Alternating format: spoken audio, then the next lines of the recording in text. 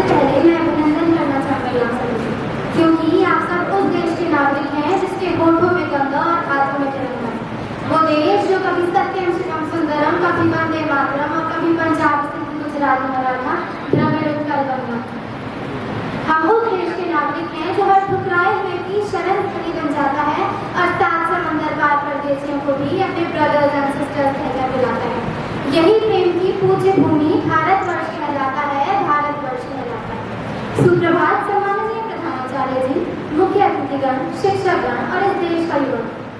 1947 15 अगस्त की सुबह जब देश के पहले प्रधानमंत्री पंडित जवाहरलाल नेहरू ने तिरंगे को लहराया, उस समय हर आंख नम, पर दिल गर्व से भरा हुआ। इसीलिए नमन है भगत सिंह, राजगुरु, सुखदेव, झांसी की रानी, बाल गंगाधर तिलक इत्यादि को, जिन्होंने सिर्फ एक ही नारे को बुलंद किया, सरफरोशी की तमन्ना अब हमारे दिल में है, देखना कि जोर कितना बाजुए का दिल में। मैं फिर से अभिनंदन करना चाहूंगी आप सभी का, क्योंकि हम सब ने मिलकर अंग्रेजों की चाहत पर पानी फेर दिया। जिस देश को एक समय पे वो सांपों का देश कहा करते थे, उस देश ने पूरे विश्व के सामने दिखा दिया है कि ये देश अब सांपों का देश नहीं रहा, ये देश साधुओं का देश है, ये देश शुभांशु शुक्ला का देश है, ये देश दिव्या देशमुख का देश है और यही देश डी मुकेश का देश है। अब ये देश वो देश नहीं रहा जिसे वो छोड़कर गए थे। अब हमारा देश बदल रहा है, विश्व गुरु बनने की ओर बढ़ रहा है, आजादी के अमृत काल में नया इतिहास रच रहा है, क्योंकि मेरा देश अब बदल रहा है। राजपथ बदलकर अब कर्तव्य पथ बन गया, राजपथ बदलकर अब कर्तव्य पथ बन गया है और उस पर देखो गर्व से स्वदेशी अर्जुन टैंक चल रहा है। नाग मिसाइल सिस्टम के संग ब्रह्मोस मिसाइल चमक रही है, देखो मेरे भारत की अब तस्वीर बदल रही है, देखो मेरे भारत की अब तस्वीर बदल रही है। विश्व को राह दिखाने को हर भारतीय में चल रहा है।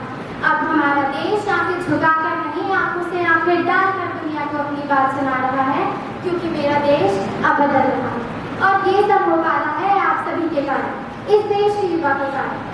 एक बार स्वामी विवेकानंद ने कहा था कि अगर कोई उन्हें 100 क्षमताशील युवा लाके दे दे तो वो इस देश की दिशा और दशा दोनों बदल के रख सकते हैं। ऐसे में तो हम 7 करोड़ हैं। अगर इस देश का हर युवा अपने कर्तव्य का निर्वहन करे तो ये देश और ऊंचाइयों तक पहुंच सकता है। तकनीक जानने वाले युवा अब्दुल कलाम बने, IIT NIT में पढ़ने वाला छात्र नासा के लिए नहीं अभी तो इसरो के लिए काम करे। हम क्रिकेट, हॉकी, फुटबॉल, कबड्डी खेलें तो भारत के लिए खेलें। यदि कोई हेमावकाश दौड़कर नारी सशक्तिकरण का उदाहरण देती हुई स्वर्ण जीते तो भारत के लिए जीते। हमारे गांव का युवा आगे आए और देश हित में नीरज चोपड़ा की तरह भाला फेंके, रचनाएं ऐसी रची जाएं कि साहित्य का नोबेल भारत को प्राप्त हो।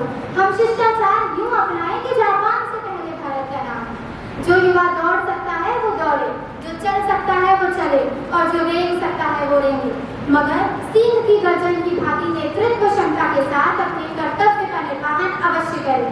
और इसी के साथ मैं युवाओं का